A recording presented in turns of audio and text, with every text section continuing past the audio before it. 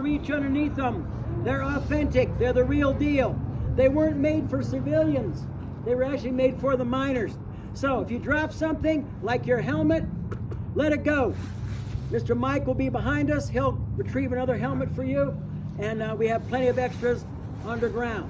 If you drop something else like a cell phone, Mr. Mike will pick it up and he'll return it to you. Sometimes they get bounced around, but never, ever have we lost one. Wallets, if you should happen to drop a wallet here on the track, well, you'll never see it again. Also keep in mind that you can take any photos you wish with your phone, whatever, and you'll get some great mementos of your trip today. Because there's no copyrights or anything of that nature. So take any photos you wish. Also, I will ring the bell when I get ready to move the train. And keep in mind that these are 100-year-old trains. So they're quirky, jerky, clunky, funky. They have a little bit of a rock and roll nature. So when I ring the bell, you know you're getting ready to move. So be prepared for that. I would say exhale when we get ready to move. So with all that being said, be reminded that we're going to stop 100 feet inside to let everybody get used to being underground, because it is an unusual environment. So with all that having been said, you ready to go? Woo! Are you going to video? Here you go, Bradley. You ready? Uh-huh. To do what? Well, Going. yeah. Hold on. Something.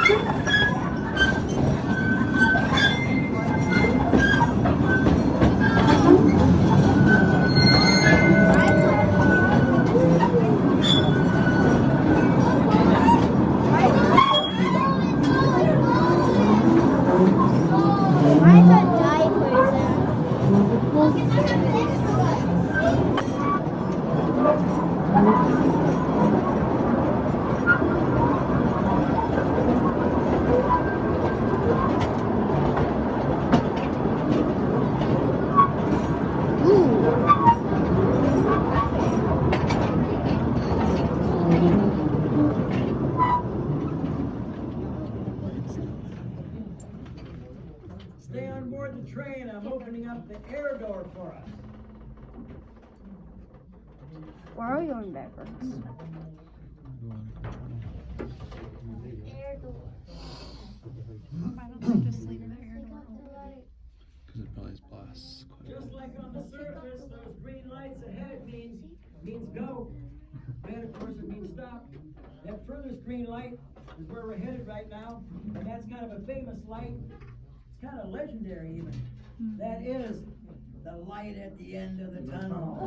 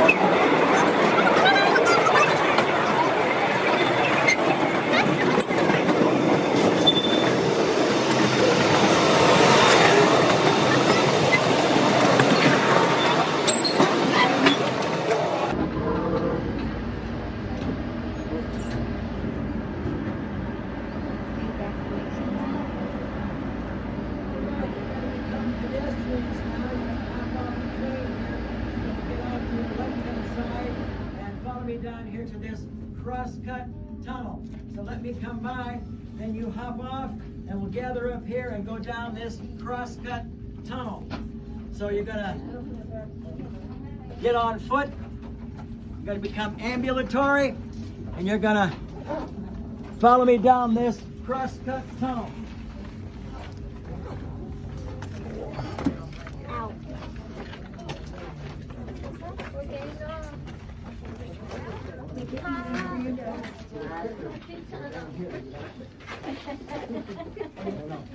Okay, here we go now. You're going to be on the right-hand side of the tunnel. I'm going to be on the left. And as we go down here, we're going to find out about what the miners are doing down this cross-cut tunnel. And you're going to find out about what the miners were up to when they were drilling, blasting, and mucking. So come on down here. Watch your footing. The tracks stick up. I don't want anybody to trip on there. You're on the right, I'm on the left. Let's go. Let's go. Let's go.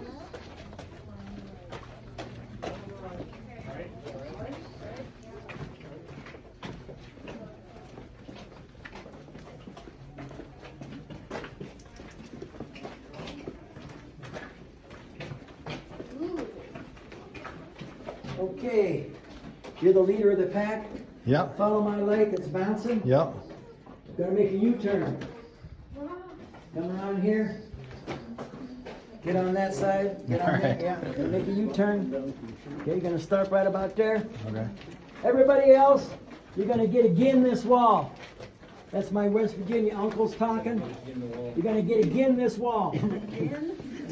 And my West Virginia uncles worked in the coal mines, but they did have something in common with the copper guys because they worked 10-hour shifts. So it was a lot of hard work. Now the deal here was that they drilled this tunnel in 1915, and it was a haulage tunnel. And what that means is this was like an I-10 underground, because this is where they moved men and material in and out. That's why these tracks are here. They would move this material, they would move the ore cars out. And if you think about where words come from, if you're one of those kind of people, one of the very first words we had was mine. It's one of the very first words we decided that something belonged to you, and you said, this is mine. And mining has been going on for thousands and thousands of years. The Egyptians from the pyramid era, they were miners, okay? That's where all that gold for King Tut came from, okay? So mining is an ancient practice. It's an art and a science. But when they came into these copper mines, they got into this ore here. This is called host rock. This is calcium carbonate. If you put vinegar on it, it will bubble and fizz. And it's limestone. And that's what they dug into. They would drill into that, blast it apart into chunks that they could carry out. So they drilled into it. They packed the holes that they drilled with dynamite or black powder. Then they blasted it apart and they made it into chunks they could carry out. And it's right here in this ore cart. There's some of it right here where my light's shining. It has greenish and bluish parts to it, and that's called malachite. And this stuff here is just junk, what the miners call overburden. But this ore right here in this ore cart, that's malachite. And you can spot it real quickly because of that blue and green coloration, that modeling in it that has that color to it. So they would haul that stuff out of here. In 1915, they drove this tunnel, but long before that, there were young men down here called trammers or swampers, and they would push these ore cars out. They weighed 600 pounds, but they pushed them out. And that's the best technology they had when they first started doing this. 1880, 1890. That's the best they had, brute strength. And they had miners called cross-cut miners. They laid this track. They also put down those lines up there behind your knees, those air lines and water lines. They put those down here too. And so the cross-cut men were very, very skilled. And they could lay that track. They could lay those ties down, use spikes to anchor those rails onto those ties. And they set up this track here to move that ore out of here. They did something kind of interesting. When they put the track down, they put a 2% grade on it. So the grade, that 2% grade, helped those young men push those ore cars out of here. So when those trammers and swampers were pushing those ore cars out, gravity was their ally. It was their friend. And it helped them get that ore out of here. But they couldn't get it out fast enough. So in 1900, 1904 or so, they brought mules down here. The mules could pull 4 of these ore cars. They were trained by guys called mule skinners, but they never ever skinned them. And those rumors and myths of the mules coming down here and going blind and dying didn't happen. They were too valuable. They were too expensive to let them go to waste. So they pampered the mules. If a miner was caught stealing oats from a mule, the miner got fired. The mules were trained to pull 4 of these ore cars at a time, and that was child's play to them. Well, not child's play, but it was very easy for them because they were very, they were beasts of burden. They were a cross. They were a hybrid of a mule. A mule, rather, is a hybrid of a donkey and a horse. They originally brought horses down here, but there was a low beam, and they noticed that when the horse went through that part of the mine, he would bump his head. And they thought, wow, but not so bad that the horse got a bloody head or got knocked out, nothing like that. But they noticed that the horse would bump its head. And so they thought, there's got to be something better. So they brought the mules down, and the mules would duck. So they knew maybe mules are better suited for working down here. Who knows why, but so it be. Now, the mules were able to pull 4 of these ore cars out of here at a time. Now, the mules couldn't do algebra, but they could count. And so they would pull 4 of these ore cars out, and they were trained to do that up on the surface. So when they brought them down here, the mule skinner would say, "Giddy up," and they'd take off, and they could hear the chains between each one of the cars snap. The chain, it would pull the slack out. So they'd hear that first car, second car, third car, fourth car. Now the mules, or the miners rather, would try to fool the mules, because the miners got bonus money. If they loaded up extra tonnage of rock and they got put on their tally, they got a bonus. In the latter days of the mine, they got $10 a ton for moving extra ore above the company standard. So they would hook a 5th car on behind those mules because they wanted that bonus. And the mule would hear that chain snap. What do you think that mule did when he heard that 5th chain snap? Stopped. Exactly right. Stopped. Because the mule knew he's supposed to pull 4 cars. And some people say that was the first underground union. 4 cars, no more.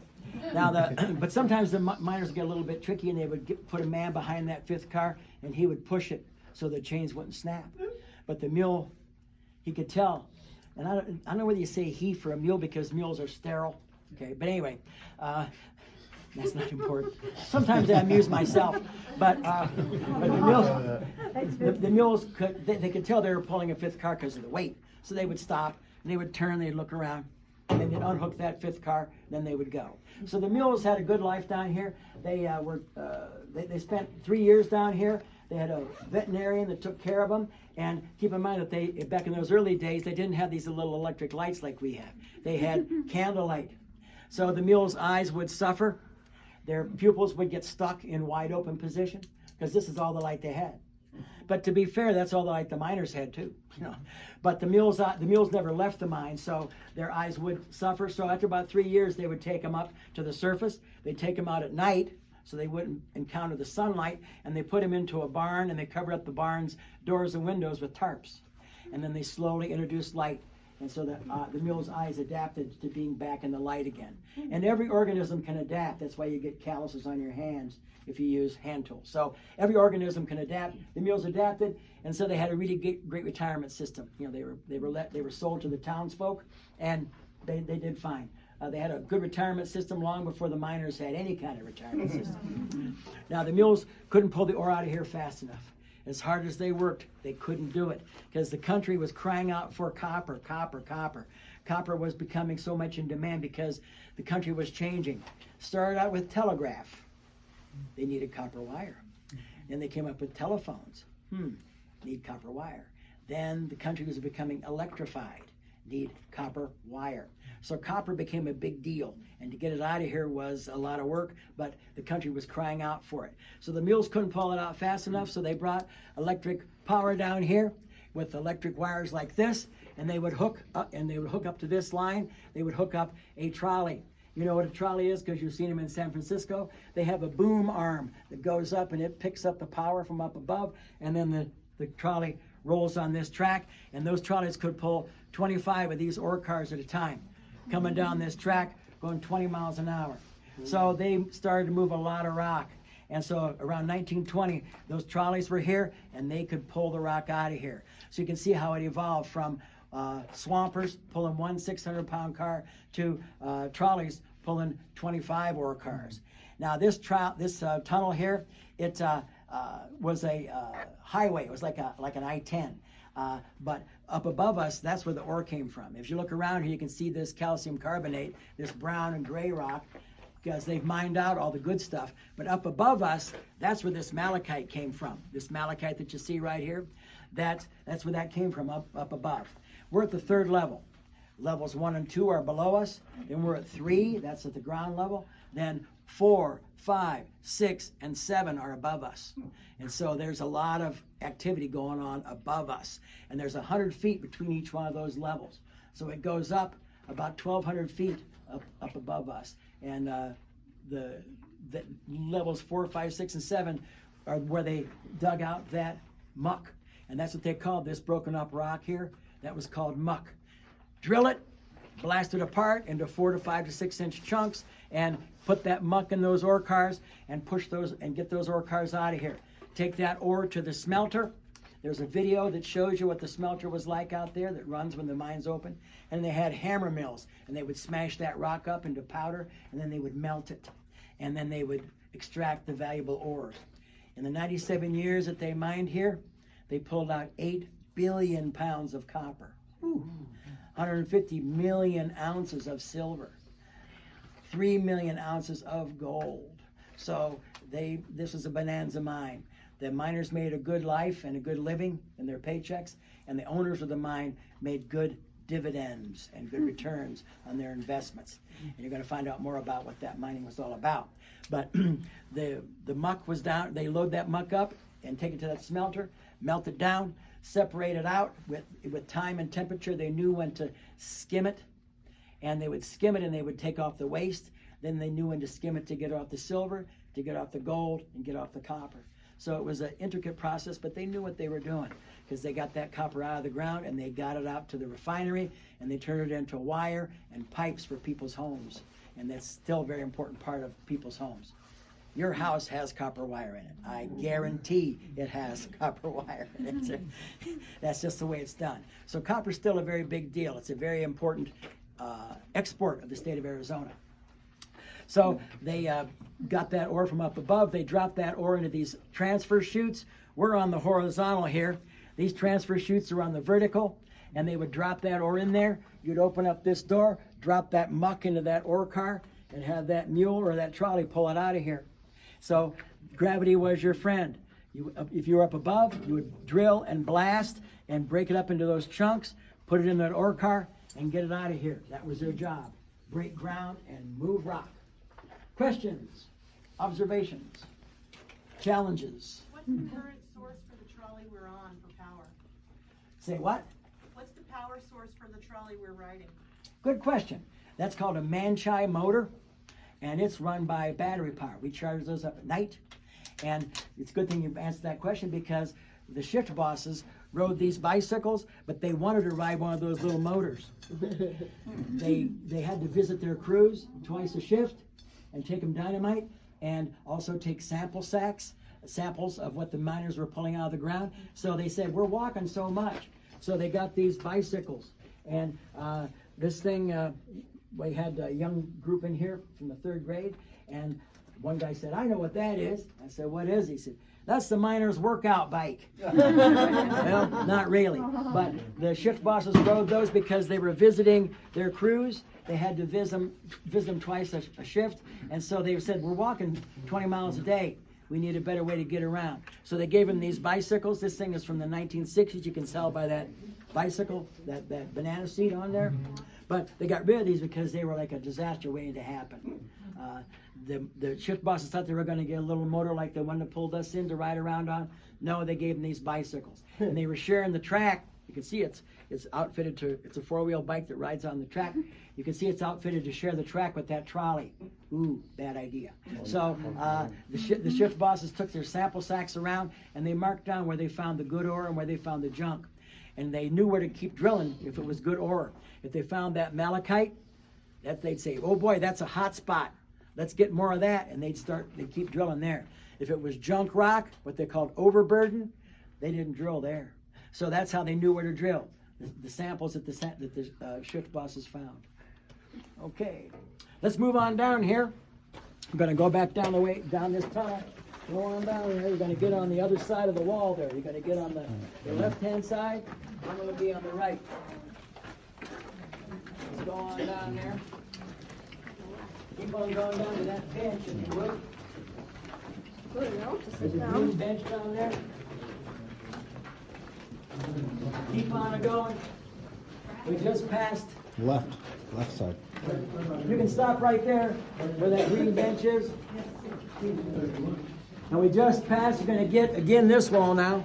We just passed into the southwest shaft. We just left the copper clean. Right here, some fire doors. There were fires underground because some of the ores they encountered were pyrites.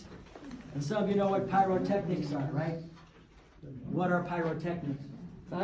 Fireworks. So pyrites are rocks that catch on fire.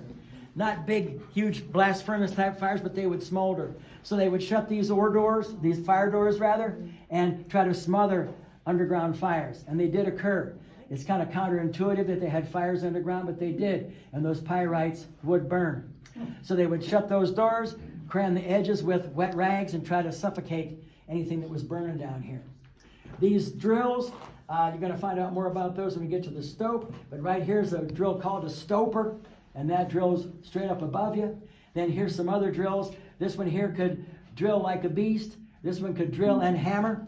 This one here is called a Gardner Denver jackleg, and this is a great improvement over these. These things are big and heavy and bulky.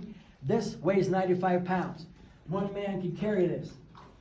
And you don't need all this apparatus with these jack screws and columns to hold it in place, because this stuff weighs 400 pounds. And this jack leg would dig into the ground with 150 pounds of air pressure. You turn this on, and it would drill. And it would drill so great and so efficiently that it caused a problem. See, well, what problem was that? Well, you would drill out those holes, and as you drilled, you would fill this whole area up with white dust. And it was dust from a mineral in this limestone called silica. And silica is sand, and silica is what we make glass out of. So the miners are inhaling that dust. So they were dying when they were 38 and 40 years old from a disease called silicosis.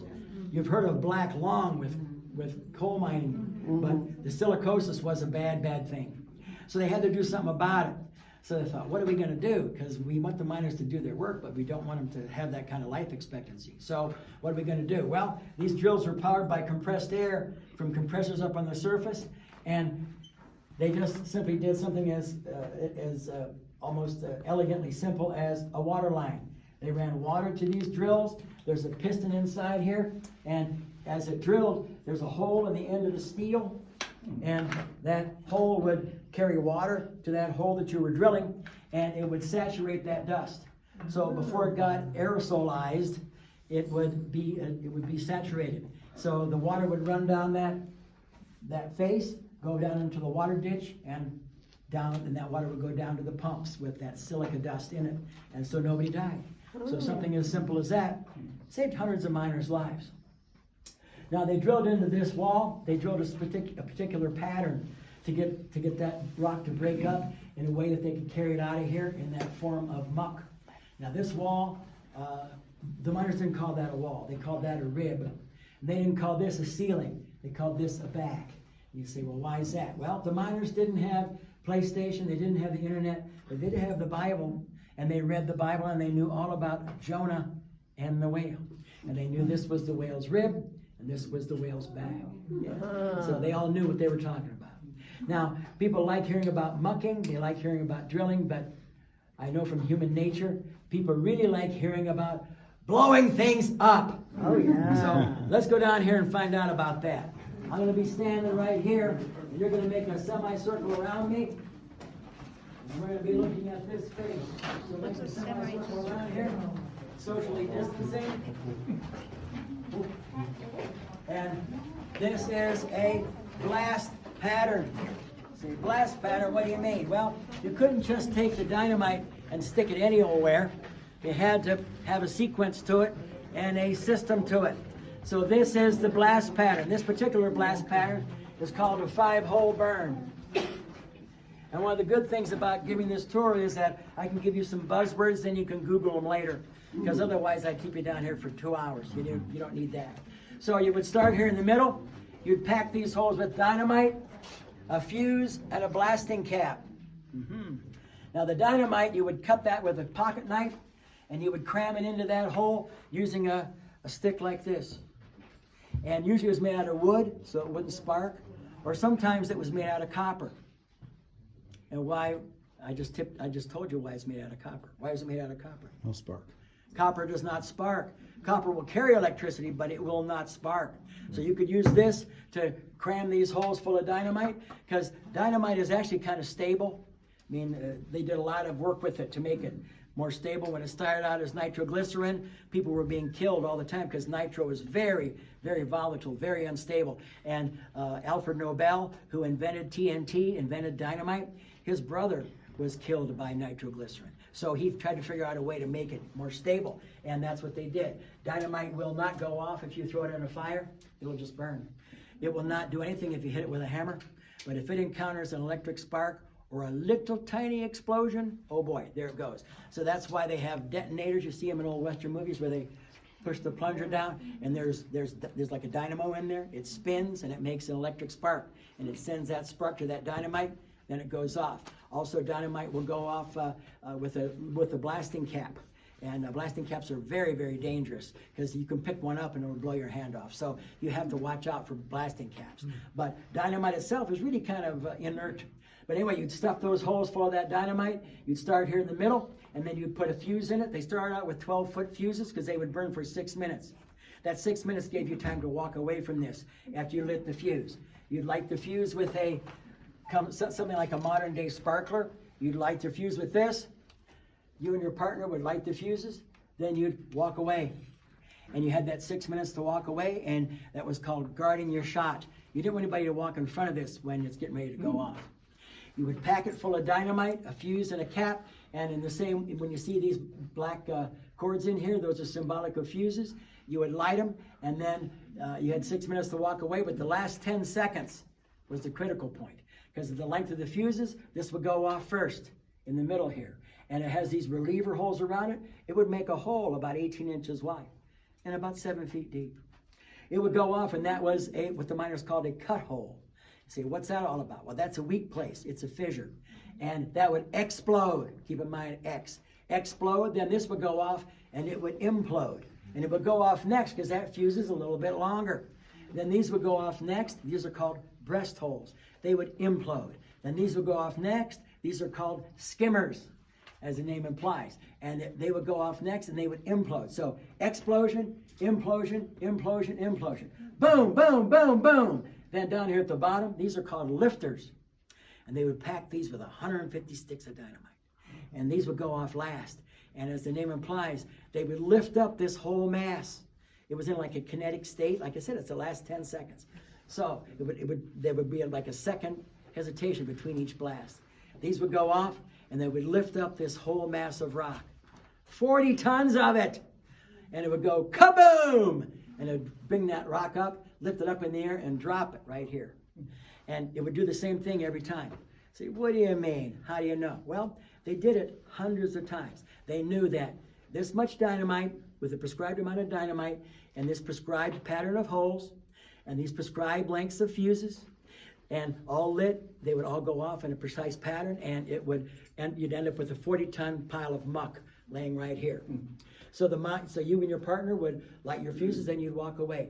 Then you'd listen for your detonations. Boom, boom, boom, boom. Then you would count them, listen for them. Then you'd leave. Say, leave? Yeah, well, you would leave because the nitro, when it goes off, it makes nitro gas. And we know that nitro gas, or nitro itself, is a vasodilator.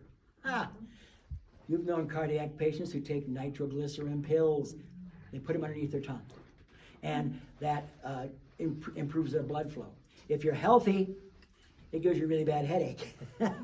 So long before the cardiologists knew about that, the miners knew about it. So when they set those chargers off, they didn't want to be in here to inhale that nitro gas. So they'd get on the cage, they'd get on the elevator, and they'd leave.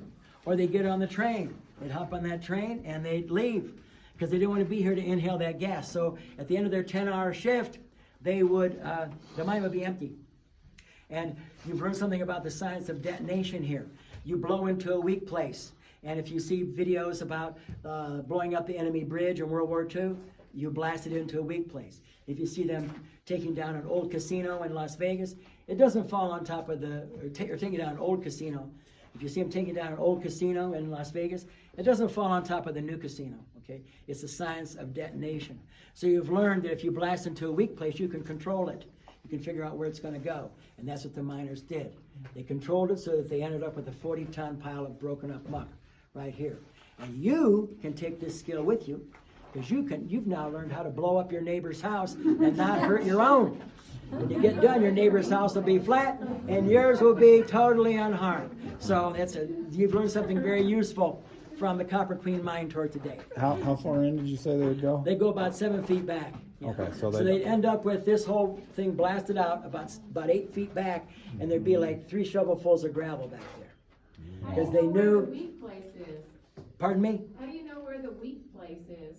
Well, you start out in the middle, and it goes off first. So it makes that fissure. It makes that cut hole. Oh, you're making the weak place. Yeah, you make the weak place, Okay. and then it blasts into it. Yeah. So it's very well calibrated. I mean, it's very thoughtful. The science of detonation, it's very interesting. If you want something blown up, they'll ask you, well, what do you want when you're done? What do you mean? You want powder, or you want 12-inch chunks, or 15-inch chunks, or 20-inch boulders? What do you want? And they can set it up so that it'll get exactly what you want. Powder to 20-inch boulders. I mean, they know how to do it. So that's what they did, and the process was a whole system of blasting, and there's a book called the Blasters Handbook, and it has all different ways to do this, but that's how they did it. And when they used that pattern, they didn't disturb their timbers, they didn't disturb the back, or they didn't disturb the ceiling, the back. So they did that over and over and over, and they moved a lot of rock out of here, millions of tons. Now the opposite crew would come in, they'd find your muck pile, and they'd haul it out. Then they'd get busy drilling their own holes, setting their own charges, lighting their own fuses. Listen for the explosions, leave. And the next crew would come in, pick up the muck pile, drill, blast, leave, muck, drill, blast, leave, muck, drill, blast, leave. That's what they did, yeah. So let's go back here and take a look at this chamber. This was a timber storage chamber. It was here to where they stored these timbers. These ones up here are very, very old. The ones with this satina on them, they're probably 80 to 90 years old. They've been down here a long time. These back here were replaced because they got dry rot in them. Now back here is the cage. This is the elevator that they took to get to the levels where they wanted to work. They would ride a train in here, and then they got on this cage. That's the only mine in all the Bisbee mines where you did that. Every other mine, you went to your job site on a cage. And every cage had a frame that carried the cable and the motors, and that's called a head frame. And there are 9 of them in Bisbee. If you go up down by the traffic circle, you'll see them. They look like oil derricks. They're big black frames, and that's where the elevator was. If you sit and have breakfast at the Bisbee Breakfast Club, you look out the window, you'll see a head frame right across the street from you. And that was where the miners would go there in the morning, and the cager and the hoist man would be there, and they would lower that cage down to where those men wanted to go to work. Over there by the traffic circle, there's a mine called, if you go towards Warren, there's a mine over there called the Campbell Shaft. It was 3,200 feet deep. You would get on that cage, and you'd ride to your work site every morning, or at the beginning of your shift. When you got down about 1,500 feet, it's not cool like here. When you got down to 1,500 feet, the geology of it is such that it starts to get hot. So those miners that were below 1,500 feet, they were working in 90-degree temperatures. So mining was not a fun job. It was not easy. But it was not all that fatal. You say, what do you mean? Well, they had 3 hospitals in Bisbee, and that's because a lot of miners got injured, but not a lot of fatalities. Considering all the things that could go wrong and all the different men working here, they actually had a very good safety record. Now, this cage was controlled by a bell code over here. If you needed a ride and you're on 3, you'd ring that bell. It'd ring that bell here, and it'd ring on every level. It also rang a bell inside the shaft, and it rang a bell up on the surface.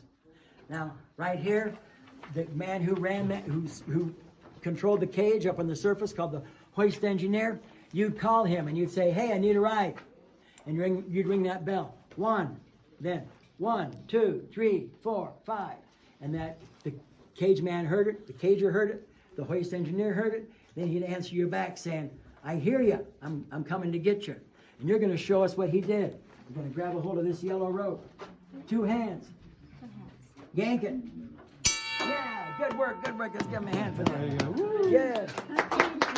The man up on the surface, he'd answer back with 1 bell. He'd say, I hear you, I'm coming to get you. Sometimes people got hurt down here. If you heard that bell ring 7 times, uh-oh, somebody's in trouble. That means somebody got hurt and somebody needs a ride to the hospital. Now, because you did such a great job with that bell ringing, you get a genuine glow-in-the-dark 5-pointed star. Now, Thank you. you're welcome. The issue was that even though they had 2,000 men working here in the morning shift and 2,000 in the afternoon, if somebody got hurt, they would need a ride to that hospital. So there were 3 hospitals here. Now, moving that rock was a big job. You had something like this here. It's called a Copper Queen rocker. And you push it away from yourself. You let it go. It's counterbalanced and it dumps that rock. So you can move a lot of rock. Here we have a machine back here called a Finley. And it's nothing but a front end loader. You pull this lever, that bucket drops, scoots, and jets forward. It gets into that muck pile that you have laying here. You pull that bucket picks it up. You push it back, it comes back, it's chain driven, it comes up, that bucket comes right in front of my face, hits these springs right here, and it goes wham! And it dumps that rock, dumps that muck right into that ore car. So I can move a lot of rock. Not very hard. And you operate that thing and you can fill that up probably in 5 to 7 minutes if you have a good muck pile in front of you. What is the muck made of? It's the ore. It's ore. Just the calcium carbonate that's in the walls. You know, this stuff here, Yeah. they break it up into those chunks, and they're going to find some valuable ore in it. Some of it's going to be just waste, but they're hoping to find that malachite, azurite, cerussite. They're finding all those ores in there. They're going to melt down galena.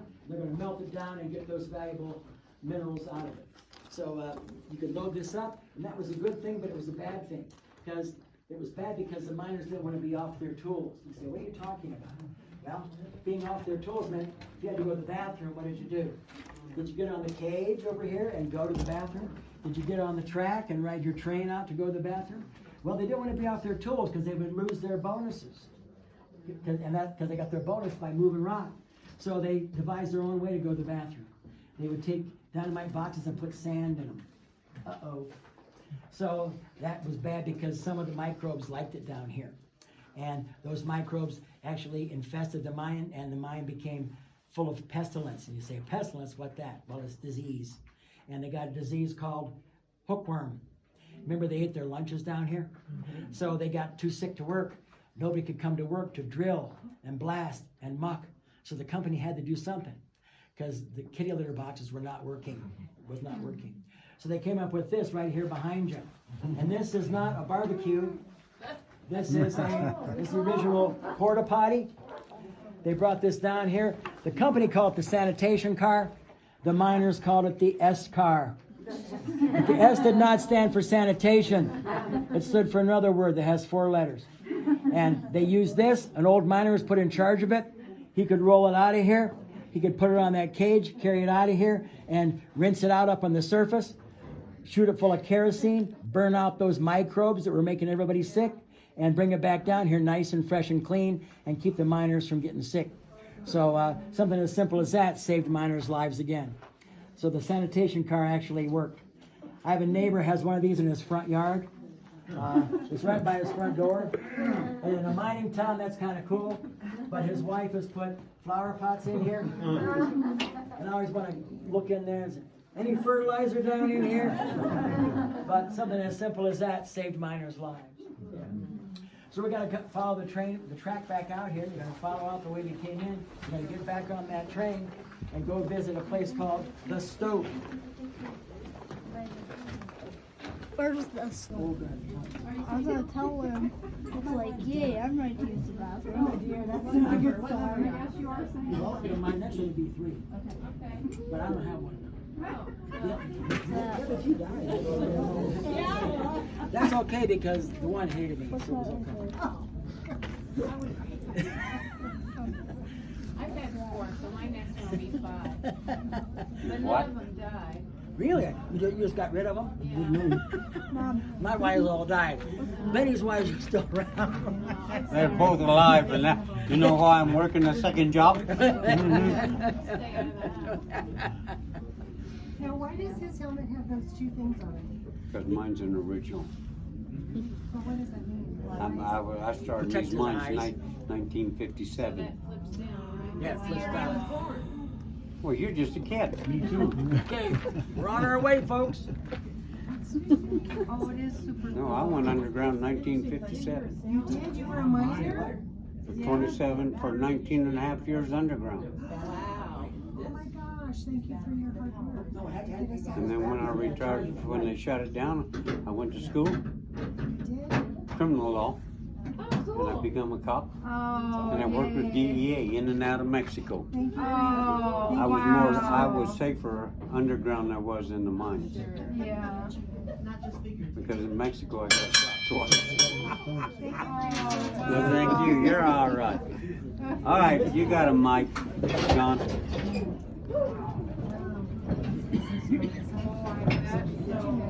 Is that another person? He's my safe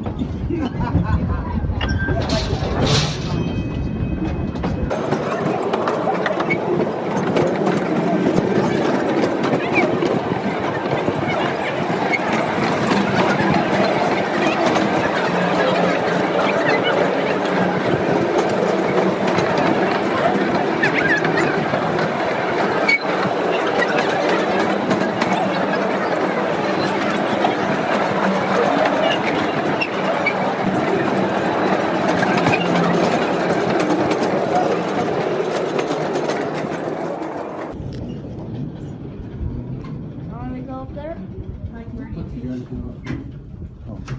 I don't know where Mike teaches. Oh, I'm sorry, I thought you were Mike. And he said, go ahead, Mike. Oh, Yeah, so I was like, that must be his name.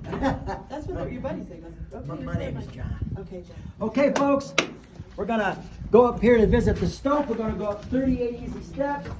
38 steps. Hunker down here, and Mr. Mike will tell you. So let's go on up these steps and take a look at the Stoke.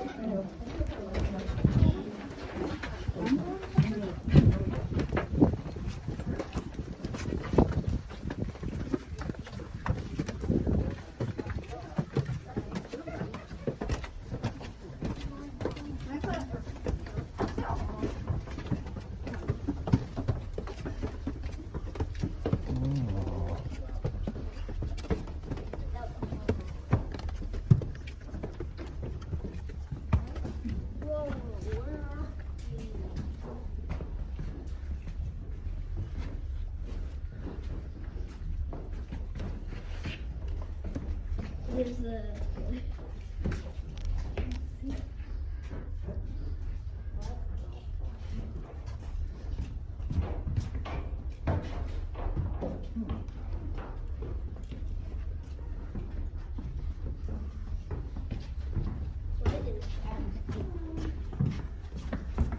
Great.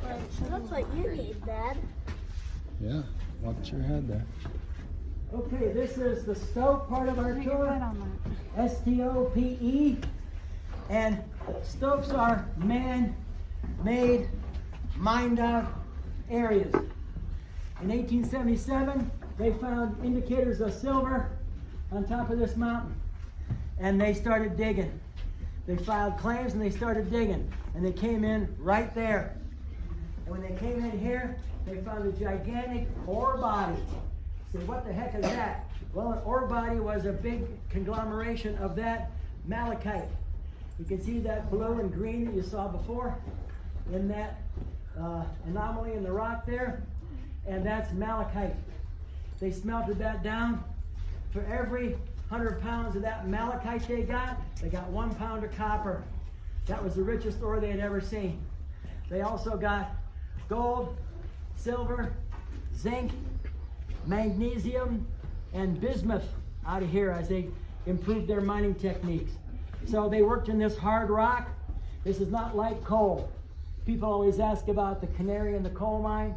Well, that was coal. This is not coal. This is limestone rock, and it's hard. It doesn't want to give up. So that's why you had to have all that dynamite to blast it down. Coal will collapse on you if you sneeze.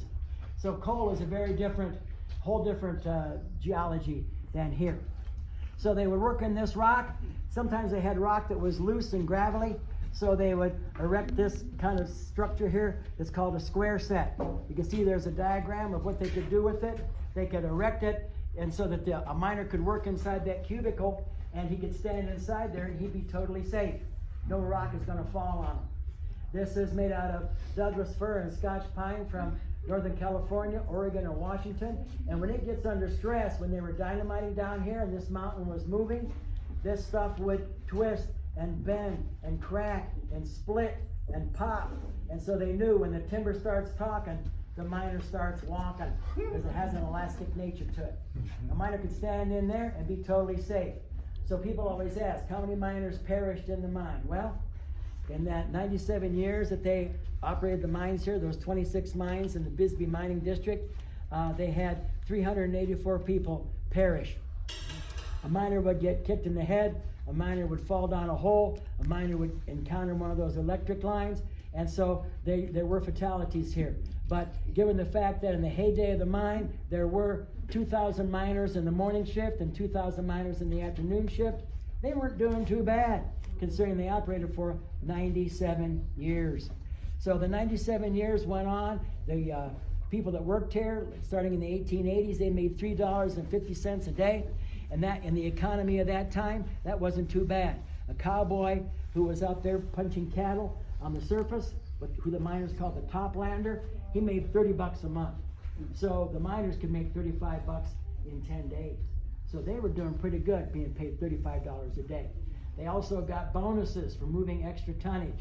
A miner like this guy over here, he was called a raise miner, and he drilled above his head using that stoper drill. And you understand that every piece of rock that he knocked loose could hit him in the head. I told you how those drills had water in them, so he was getting drenched. So that was a terrible job. Nobody wanted it. So on June the 14th, 1975, he was paid $50 a day. Yeah, my dad worked in a tire factory in 1975. Considered a pretty good job, union, and he never made $50 a day. Never, never, never. So the miners are making good money. Also, because nobody wanted that particular job, the company said, well, we got to entice somebody to take it. How are we going to do it? So that guy was drilling above his head. He just drilled wherever the ore took him, above his head, over to the side. He would go he'd go wherever the ore went. And there were 100 feet distance between each level, so he could drill up 100 feet to the next level. So he was a very busy guy. But the company would pay him $100 a foot bonus money for every foot that he drove above 5 feet in a shift. So that guy could take home bonus money of $4,000 to $5,000 a month by drilling. So the miners always made good money because they had to do something to bring them down here underground. It's dark, it's dirty, it's damp, it's dusty, it's dangerous. It's a pretty dicey place. And then you throw in another factor, dynamite. You had to do something to get people to come down here. So miners still today make a pretty good buck. Mine guides, not so much. But the miners have always done well. Now, on June the 14th, 1975, that guy was working here. Actually, he was working here on June the 13th, 1975. On June the 14th, he came into work and they said, go home. We're closing the mine. We'll send you a letter. So that guy, he was here one day making $50 a day. The next day, there was nobody here making $50 a day. June the 14th, 1975, that was the end of all active mining in Bisbee, Arizona. And that was the last day they pulled any rock out of this area. And what happened? Well, the miners weren't left high and dry. The company gave them jobs. It was a company called Phelps Dodge. And they kept mines open in Morenci and Ajo. And they said, hey, if you want a job, we'll give you one. If you want to keep working for this mining company, we'll give you a job. But they left. There was no reason to stay here. Everything shut down. So the town went through a convulsive change. Kind of awful. The town almost dried up and disappeared. But one thing saved it. And it's my theory, it's just my theory, that what saved it was this architecture. And you say, what do you mean? Well, every time the town burned down, and it burned down 3 different times, every time it burned down, they rebuilt, but they rebuilt out of brick and stone. So houses like my house, it was built in 1906, and it was after the second fire, not after, and before the third one. And in the third fire, it didn't burn down because it's made out of concrete. Totally made out of concrete. Every wall is concrete. The interior walls are concrete. So it's not going to burn down. So that's what they did here. So when the people all left, the buildings are still here. There are other ghost towns around. There's one up there by Tombstone. It's called Gleason. And you can see it on the map, but you drive down that road, there's nothing there. There's absolutely nothing there because the mine closed down. The town of Gleason burned down. They didn't bother to rebuild it. What for? There's no jobs, there's no nothing. But here, the building stayed, and the houses are stacked on top of each other. If you look at the lavender pit, you'll notice how it's put together. At the top, you come down 70 feet, and then there's a bench. And benches were part of mining in the open pit. Come down, there's a bench where a truck could drive, wide enough for a truck. Then you come down another 70 feet, there's another bench. Come down another 70 feet, there's another bench. Come down, and then lavender pit goes down 900 feet. By each level, it gets more and more narrow, but there's a bench at each level. They did the same thing on some of the streets around here. If you look at OK Street, there's OK, number 10 OK Street, it's at ground level. 10A OK Street is one bench up. 10B OK Street is another bench up. 10C OK Street is another bench up. By the time they got done, there's 100 steps to go up from the bottom of OK Street up to 10C, 100 steps. And they stacked the houses on top of each other. I'm not telling you anything you don't know. When you came here the first time, you looked around and you said, what the heck are they doing here? Why'd they do that? Well, they needed all that labor, and they needed places for them to live because people didn't have cars. So they all had to walk to work. So they built all these houses stacked on top of each other. So it kind of looks like, I don't know, somebody who was kind of out of their mind to build these houses stacked up that way. I stand on my son's front porch and I look out there, and there's a house way up there. And I always wonder, who carried all those bricks up there? Who carried all that lumber, all those pipes, all that concrete, all that roofing? Who did it? Well, somebody did. So the town has a certain vibe, a certain personality, just the way it looks. And so that brings people in. We had to change our modus operandi, or economic way of life, from extracting rocks from the ground to extracting dollars from visitors' wallets. So that's how we do it now. And I don't say that in a derogatory way. You came here because you wanted to look around and see what was going on in this town. And it's great fun for me to work here because I was a high school history teacher. And so I talked about history to people who weren't interested in it at all. But it was a graduation requirement, so they were at my mercy. But you came here because you wanted to. And you could be sitting someplace eating a waffle or drinking a kilt lifter or whatever, but you're not, you're here. And that's a great testimony to something special about you. You say, yeah, like what? Well, you came here because you bring something special with you. And it's the cure for boredom. It's called curiosity. You came here because you wanted to find out something you didn't know yesterday. So I take my hat off to you. I salute you and I thank you because it's an honor and a privilege for me to talk to you about real history. And when you clap, please make sure this part of that's for you because you brought that curiosity with you. So you deserve the round of applause as well. Now that concludes what I have to talk about, but we're going to go back down the steps You're going to take your little badge and give it to Mr. Mike at the bottom of the steps. When we get out there to the building you came in, you're going to take off your light and put it at the end of the counter. Then you're going to put your vest. Then you're going to put your helmet all the way down at the end. And we're going to have to return, regretfully, we have to return to 2022. Yeah. So we leave our history behind. Question? What year did the Ultra Pit close?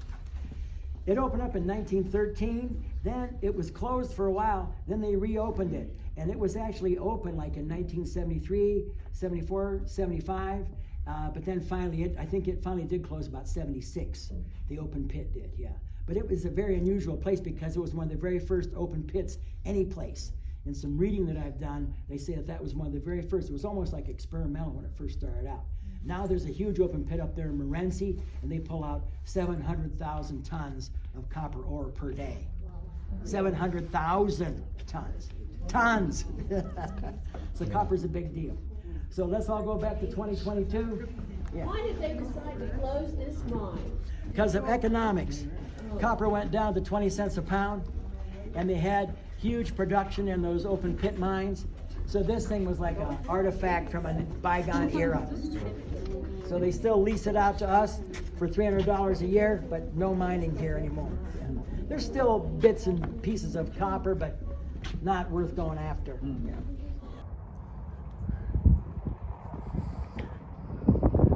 There's the town all stacked up on top of each other.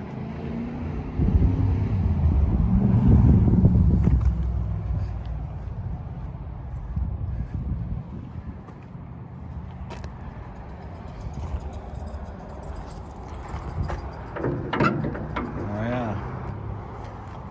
It's a little battery operated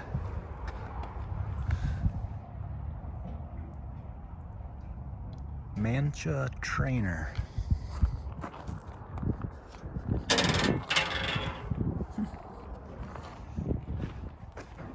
This is the operational one. Take a look at it. Oh yeah, batteries. Pretty neat little unit. Got your neutral, forward, reverse, your volts, just like a little forklift.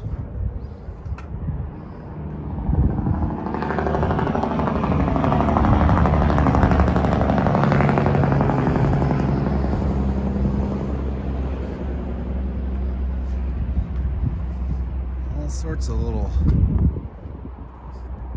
gadgets.